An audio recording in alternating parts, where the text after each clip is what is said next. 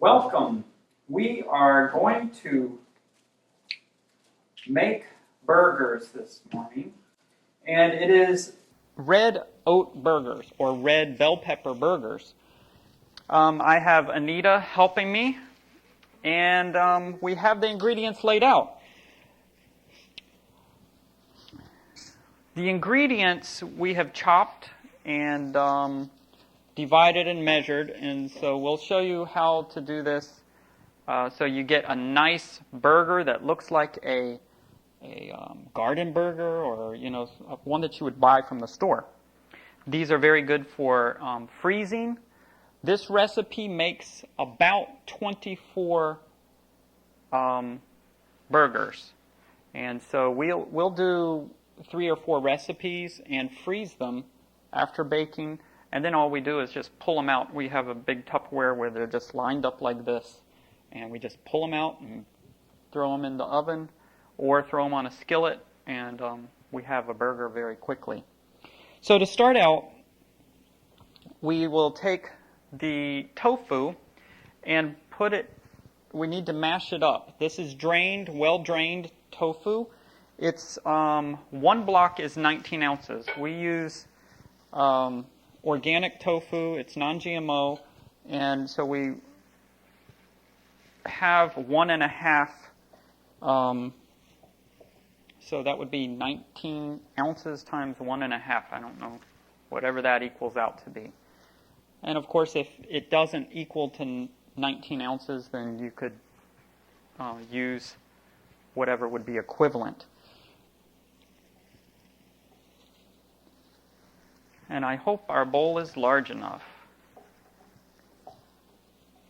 Then what we will do, we will take and put the oats in and mix that in with it. Now, this is 2 cups of dextrinized rolled oats. Now, when I say dextrinized, most people don't know what we're talking about. The oats, it is a grain. It is still a whole grain. It's not into flour. And the grains have something in it called starches that, if they're not cooked well, they will cause scars on the lacunae region of the brain, or the frontal lobe. They call it lacunae scars. And they cause TIAs or mini strokes. So dextrinizing them allows you to use them and not have to bake for a long time, because we're only baking this for 20 minutes. 20 minutes on one side and 20 minutes on the other side. It needs about 3 hours, 2.5, 3 hours of baking to change the starches so that they do not cause those scars. So when we dextrinize, what we do is we take the oats and we'll pour it on a couple cookie sheets and put them in the oven at 200, 190, 200 for 2 hours, and just let them cool off in the oven. And once they're cool, we put them back in the container and marked baked. So that means we can use it quickly for oatmeal, or we can use it for oatmeal cookies, or for, in this case, the red oat burgers. We had a gentleman that was having TIAs every 2 or 3 days. And when we sat down with him, he was doing a lot of things right, but he was having a smoothie in the morning, and he was dumping half a cup or a cup of, I think it was a half a cup of oats in it, quick oats. Now, quick oats and rolled oats, they've both been processed some or cooked some, but you're talking a very short amount of cooking. When we told him that he needed to dextrinize those before he could use them, saw him a couple years later, and he didn't have one more TIA after that. Not one more mini stroke. And he was having them every couple days, every day. So that's why we want to be careful. We've been given counsel that grains used in porridge or mush, which is basically if you cook them in water, need to be cooked several hours. And not until about 8 years ago did they find that the starches, that was one of the reasons. So just want to make sure, dextrinizing your oats. The tofu actually, I am told that it was 16 ounces. So 1.5 would be 24 ounces of tofu. My mistake. Now, then we're going to add in the onions and the bell peppers and mix those in. This is 1 large onion chopped fine, and then this is 1.5 red bell peppers that are chopped. The seeds are taken out and chopped well. We have a can of Lindsay natural olives, which they use just sea salt and, very natural, that we have chopped up that we will add to that. So the olives, and we also have 1/2 cup of fresh cilantro or basil chopped and then packed in the cup. So that we will be adding also. And so we want to add in the basil. I think that's what we're using today, is 1/2 cup of chopped basil. And we have garlic that we actually will buy a large amount, and we mash it. We run it through a food processor, and then we put it in jars. We'll freeze bags of it and put it in the freezer, but then when we're kneading the garlic, we'll put it in a jar and keep it closed in the refrigerator, because garlic smells up your refrigerator fairly quickly, right? But it's all mashed and it's ready. So the garlic, we have 3 tablespoons of garlic, and we just get it out of the jar. We use an old almond butter jar. It seals up nicely. The smell doesn't permeate the refrigerator. So that was 3 tablespoons of garlic. Now, the last 2 ingredients, well, 3 ingredients, we have pecan meal, which most people know. We keep ours in the freezer, and when we need it, we pull it out so it doesn't go bad. But this is 3/4 cup of pecan meal.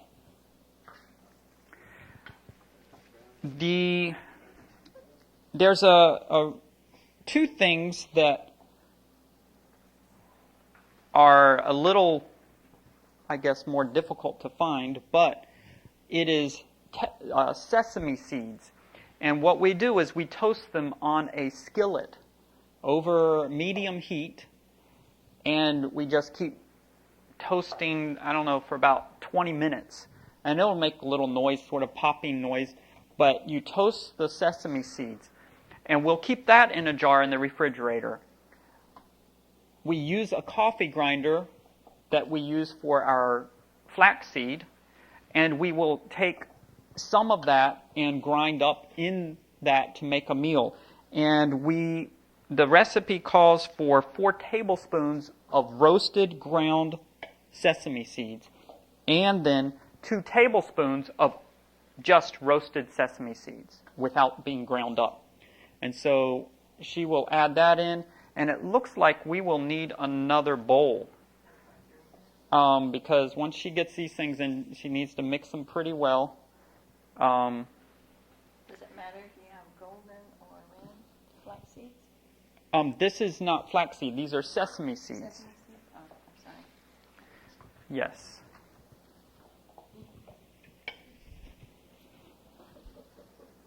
It's not a pretty glass bowl, but it will do the job. You just take a picture of that in your mind, and you'll see it in a little bit. I don't have gloves on, otherwise I would help.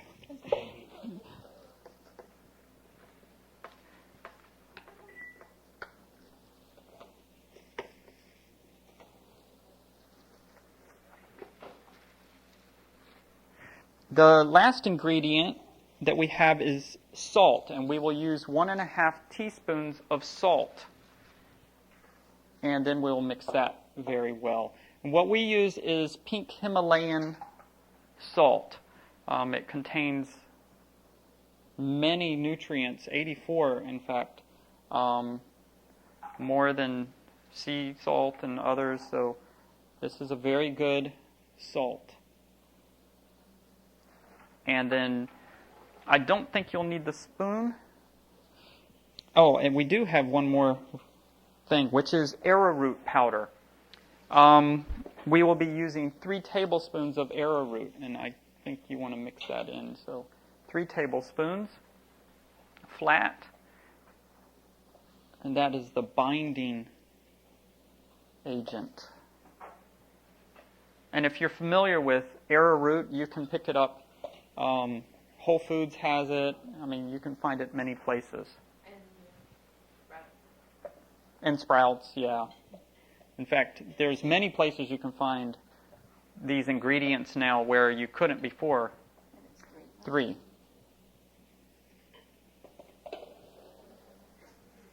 And probably using your hands will work in a minute or so.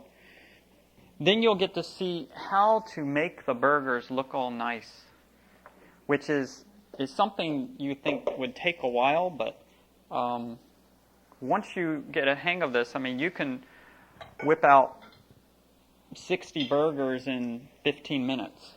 I mean, it works very well. Any questions on this so far? We have a mic, and you have to turn the mic on, but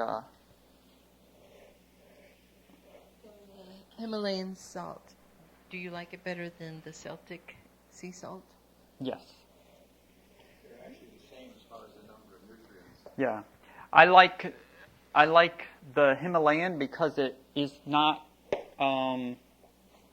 has not been touched by human hands, so to speak. And as you know, our oceans are not the most the best right now. So now, what she has here, she has a wide mouth lid and ring inside of a thin plastic bag that is zip tied. And what she'll do, she takes some of this and just smushes it in there.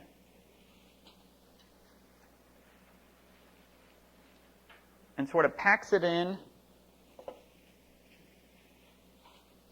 Yeah, pack it in good, and then it makes a very nice burger. And then she just flips it, and it comes out perfectly. So, you know, this works for any type of burgers that you would be making. And then after this, you would be taking, baking them at 350 for 25 minutes, then turning over and baking for 15 to 20 more minutes. 15 to 25 more minutes. And so this is the burger after they are baked. You can see they're formed well. Now, the more you mash these together, or the more that you have mashed your tofu and everything, they will be more dense or they'll be a little more loose. So it depends on what you want. If you like a tight burger, then you might want to mash the tofu up well so that it's dispersed more. Or if you like the chunks of tofu, then you can not mash quite as much. So, any questions?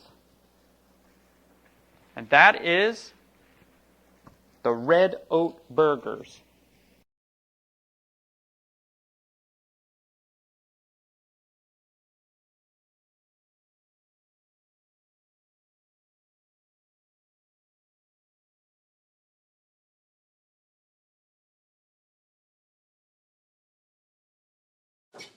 Okay, now we're going to make cheddar cheese sauce.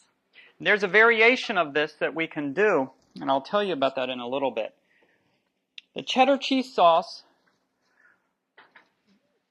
we have blanched raw almonds and raw cashews. The reason we do that is to not only get the peels off the almonds, but when you use just raw almonds, it has a strange taste, a smell.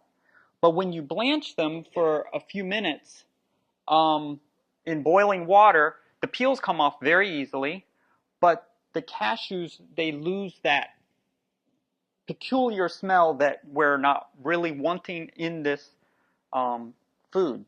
So these have been blanched. What we will do, we will take and blanch a large pot. We'll peel them, let them cool, put them in zipper bags, and put them in the freezer. So, because that takes a little bit of time to blanch, I mean, you end up wasting some time. Because usually when you want to do mac and cheese, it's something you want fast. Is that usually right? I mean, it's like, okay, in 20 minutes you can be eating. You know, if you throw the water on, you start boiling that, and while you're doing the sauce, you know. So these have been blanched. What we're going to put is a half a cup of raw almonds blanched and a half a cup of whole cashews. The reason we use whole cashews, they don't have the taste, the strange taste that some of the broken cashews have.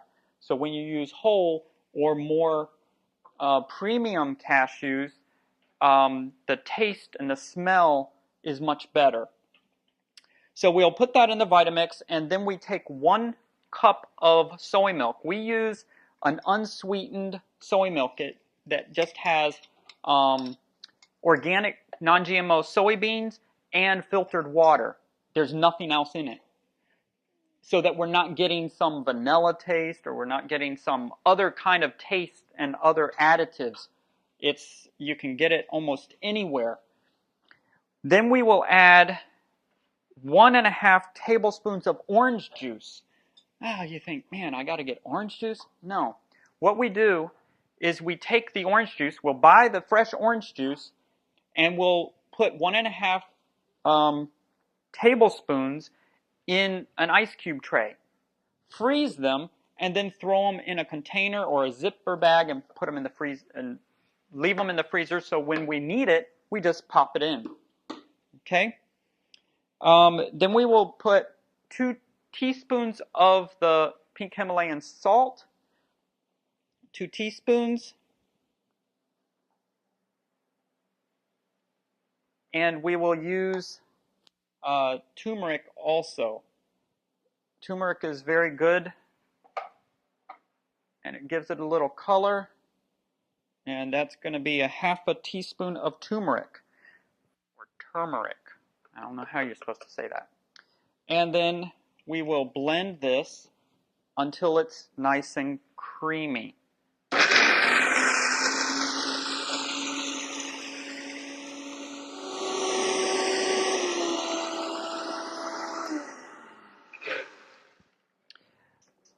And then we will add the remaining ingredients. If you don't have a very good mixer, the taste won't be the same because you can't get the cashews and the almonds blended very well.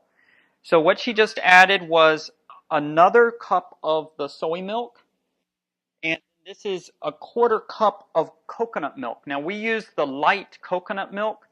It's usually from the second press, so there's less fat.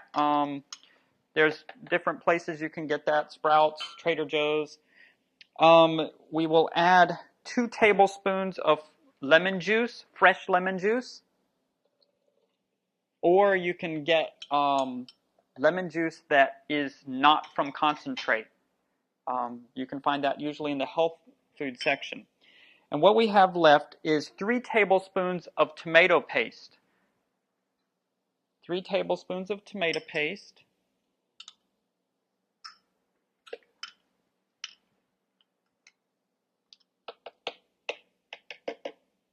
And then the nutritional yeast, 3 tablespoons of nutritional yeast. We choose to use Frontier nutritional yeast.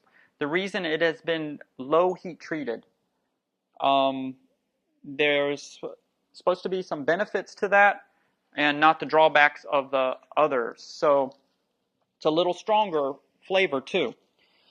And then we will blend this. Now, another thing, the lemon juice, it is possible to use a 1/4 teaspoon of vitamin C powder or ascorbic acid or citric acid, whatever it is, instead of the lemon juice. You can also do that. Sometimes if someone, I can taste lemon a little, you can do it that way also.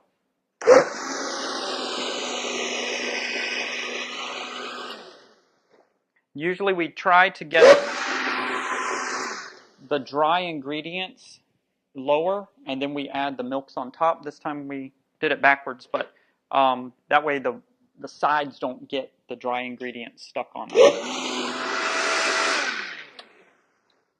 And then this is where, if the variation you want to do a cheese block, in other words, sliceable cheese, and it can be from sliceable to more like a pate. I don't know if that's what you call it. Sort of, you can spread it on, and it's the amount that you add. You can put enough that it will be sliceable or shreddable also. Now, to do that, you would have added 4 tablespoons of agar powder to this and blended it, and then when you put it and cook it, in fact, we did 1 block of that cheese block, and I will show you that here in a minute. And so now we're just going to clean it out and put it in the pot.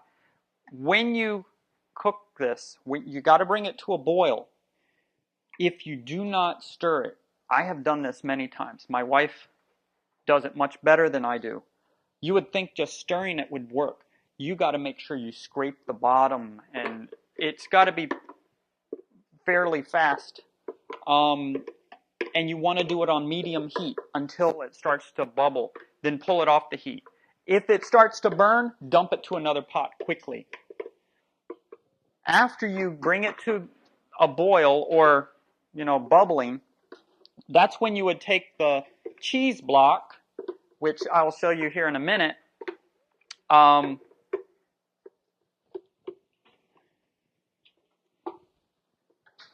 put it in a glass container.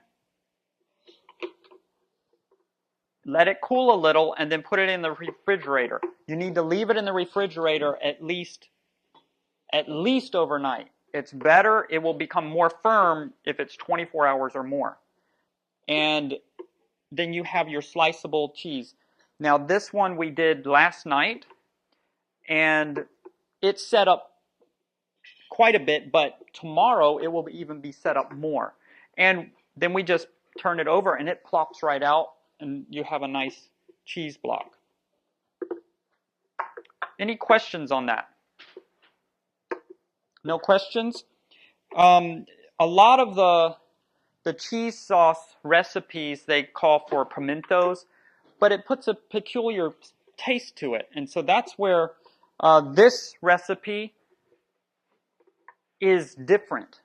It has a cheddar taste to it. Yes, of course, if you've been on cheddar and you've been eating it, but this is a good substitute. You'll notice the taste is different than most of the cheeses that you will get in other recipes. So then after you heat it up on the stove and bring it to the boil, right then, if you have your noodles finished, which we like to use the brown rice noodles because they are very similar to white noodles as far as texture or taste and things. But this also works with like whole wheat noodles and whatever you're needing.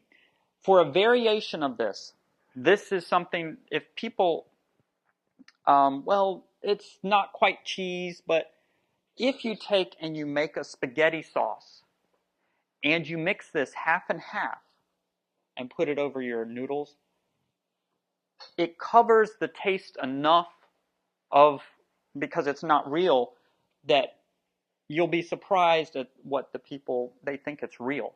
So we've done cooking schools where, man, I can't believe that's not real. We had a lady, she took a tray home and had it in her kitchen, and she was gone, and she came back, and there's her daughter just, man, this is good. Mm-hmm.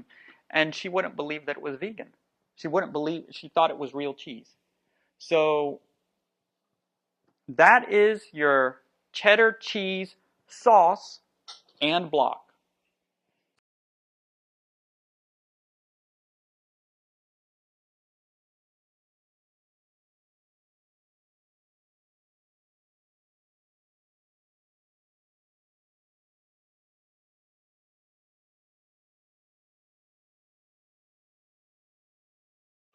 Our next recipe is creamy fettuccine, or creamy alfredo fettuccine. And it's somewhat similar to the cheddar cheese sauce in that we still use the unsweetened soy milk, 1 cup, and then the blanched, actually this one's just raw almonds. We're not using blanched in this. 1 cup, half a cup of raw almonds, raw cashews, and 1 cup of the soy milk. We're going to put in 2 teaspoons of salt,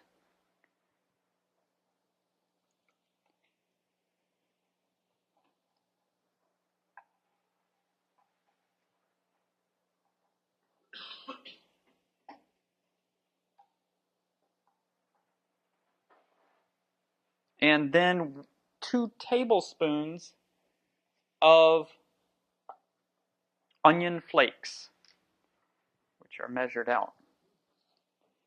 And we're going to blend that before we add the remaining ingredients.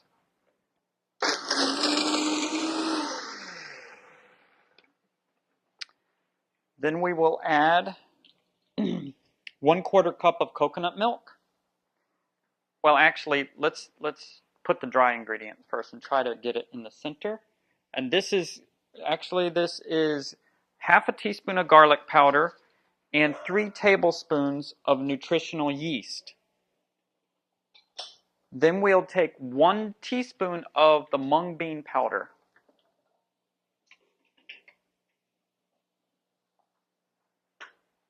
The mung bean powder is different than arrowroot powder. You can find mung bean powder, it goes by 2 names, mung bean starch or mung bean powder, and you'll find it at Asian markets. You'll have to go and look for the starch section or the flour section, and you will find it. It gives a different texture than arrowroot or agar or many of the other things. So this makes the creaminess much closer to what you're looking for. Then we will put 1 cup of the soy milk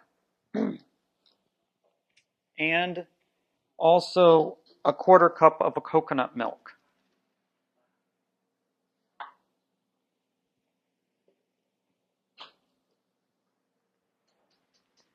And blend it again.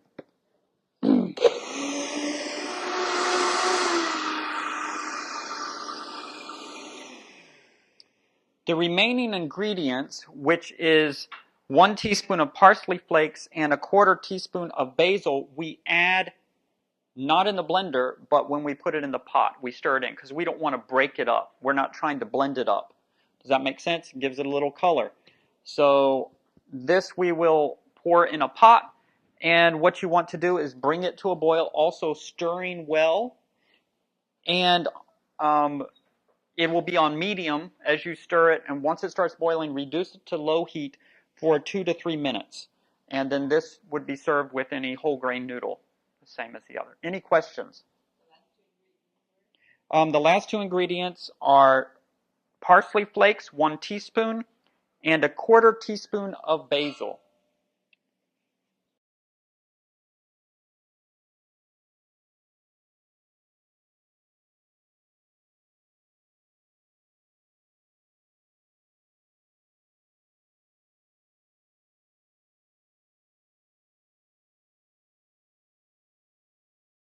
Our next recipe is cucumber salad.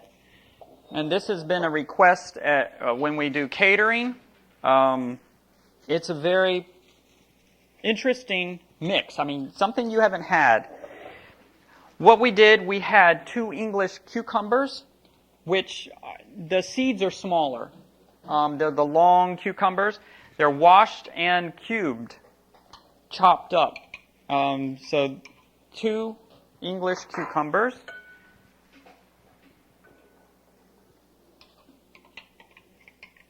And then we have 1 apple, which it's organic, so we didn't peel it. 1 apple that we chopped up.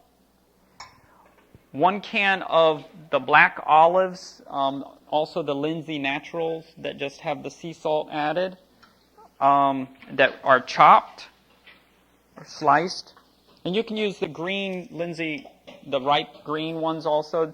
You can get the green ripe at Whole Foods. There's a bunch of places that have it, but look at the ingredients and make sure that they're very natural and just have sea salt or something like that.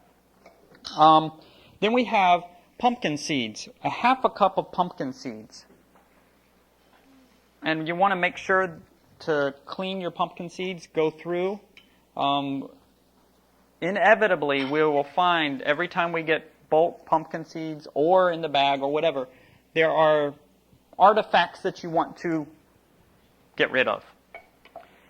And then 3/4 cup of whole raw cashews.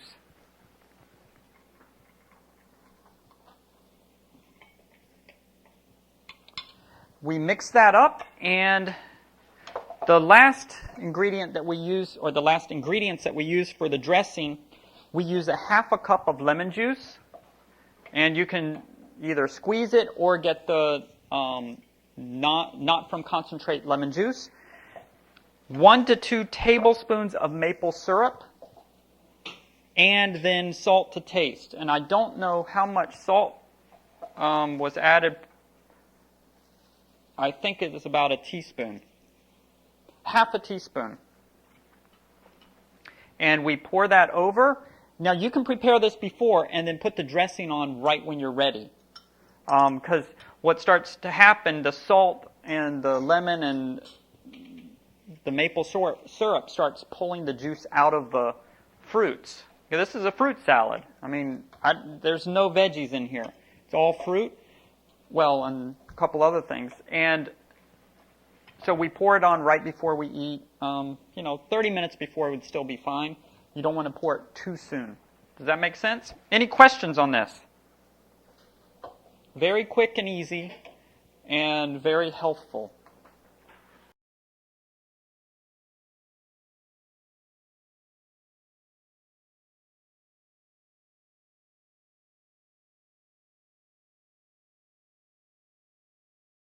Okay, our recipe now is ketchup, and this is what we're needing for our red oat burgers. The ketchup, we start out with tomato paste. 1 can, 8 ounces of tomato paste. We're actually making 2 recipes, but I'm going to tell you 1 recipe. So 1 can, 8 ounce tomato paste, a half a cup of water, and then 3 to 4 tablespoons of maple syrup. Someone might want to lick out the bowl. My kids usually want that. And then there are 2 ingredients in here. There is a half a teaspoon of vitamin C powder and 1 teaspoon of salt. And then use a whisk. In this case, we're using a fork. And mix it well. And what we do when we mix this, it'll keep in the refrigerator for a week, or we're comfortable for a week. But if you make a lot, you throw little containers in the freezer. And so you just pop it out when you know that you're going to be using it. And they're small, so they thaw fairly quickly. And that's how we keep our ketchup, because what does this not have in it? Vinegar or sugar. It only has a sweetener, a natural sweetener. So this is very easy to make. Usually my daughter ends up making this for us, and you can store it in the freezer, and it stores very well. Any questions on this? Did you put it in the blender? You could put it in a blender. A whisk works very well. We have a small whisk that we use just for this. We forgot that today. When you say vitamin C powder, are you talking about ascorbic acid Yes. or citric? Yeah. Vitamin C powder. And you can use lemon juice. And what you would do is use 3 tablespoons of lemon juice plus a 1/4 teaspoon of vitamin C powder. But we prefer the taste of the vitamin C powder versus the lemony taste. So it's a, everybody's tongue is a little different, the taste buds. So you might prefer the lemony style. Any other questions?